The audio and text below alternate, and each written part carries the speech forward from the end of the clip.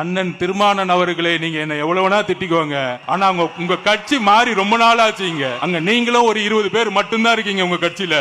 விசிக தொண்டர்களுடைய மனநிலை யாராவது எழுச்சி தமிழரை பேசினா புரட்டி போட்டு அடிக்கிறது.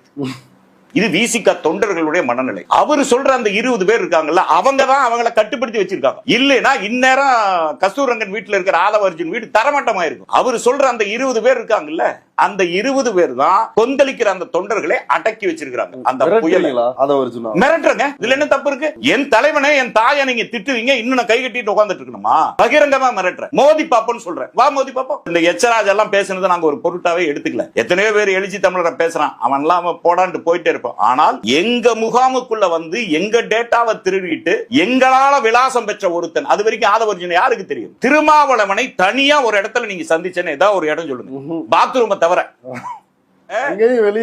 வெளியே எப்படா வெளியே வருவான்னு 500 பேர் நிப்பான். அவரு சாப்பிடும் போது 1000 பேர் நிப்பான். சட்டை மாத்தும் போது பேர் 500 நிப்பான். கார்ல ஏறும்போது 1000 பேர் நிப்பான். நள்ளிரவு 1 மணி 1:30 மணி 2 மணிக்கு அப்படி தூங்கி விழுவாரு, தட்டி விட்டு கோரிக்கை சொல்லிட்டு இருப்பான். அந்த மனுஷனை போய் 20 பேர் தான் இருக்காங்கன்னு சொன்னா உலகம் நம்பாதுங்க.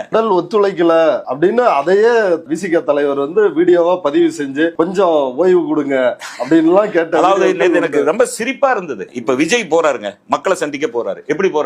கேரவன், சொகுசு, பெட், பவுன்சர். என்னைக்கு திருமாவளவன் கூட பவுன்சரை பார்த்திருக்கீங்க? என்னைக்கு பார்த்திருக்கீங்க? அவர் மக்களுக்கான தலைவர். மக்கள் தான் அவருக்கு எப்பவுமே மக்கள். இன்னும் சொல்ல போனா அந்த சுத்தி மக்கள் இல்லைன்னா அவர் தன்னை தனிமையா ஃபீல் பண்ணிடுவார். அந்த அளவுக்கு சின்ன வயசுல இருந்து அந்த மக்கள் மக்கள் மக்கள் மக்கள் மக்களோடவே பழகி இன்னைக்கு ஒரு நாளைக்குங்க 5000 பேர்ல இருந்து 6000 பேர் வரான். 24 மணி நேரத்துல ஒரு மனிதன் 5000 பேரை சந்திக்கிறோம். முடியுமா? உலகத்துல எவனாவதுனால முடியுமா? முடியாது. அந்த உழைப்பை எல்லாம் நாங்க பார்த்திருக்கோம். அந்த நேர்மையை நாங்க பார்த்திருக்கோம். சோறு கூட திங்காம தூங்காம கிடக்கிற அந்த தலைவனை எவனாவது கொச்சப்படுத்தும் போது செருப்பை கழட்டி அடிக்கலான்னு தோணுமா?